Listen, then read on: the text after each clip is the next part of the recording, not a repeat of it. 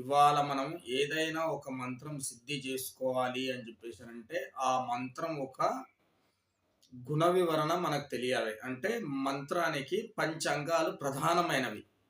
ఆ మంత్రాది దేవత పంచాంగాలు ఏవి అని చెప్పేసి అనేటివి ఇవాళ నేను తెలియజేసే ప్రయత్నం చేస్తాను. పంచాంగాలే కాదు చాలా ఉంటాయి. కానీ ప్రధానమైనవి పంచాంగాలు అని చెప్పేసి అంటారు.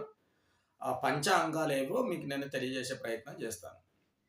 మిత్రులారా, మొదటిది సహస్రం, తర్వాత హృదయం, తర్వాత కవచం, తర్వాత కీలకం, తర్వాత మనకి లాస్ట్‌ది పూర్ణమంత్రం.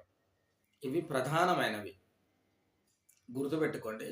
మీరేదైనా ఒక మంత్రాది దేవతను సిద్ధి చేసుకోవాలి అని చెప్పేసని మీరు అనుకుంటే, ఫస్ట్‌గా మంత్రాది దేవతను మీరు 24 గంటలు రోజు మొత్తం మంత్ర జపం అయితే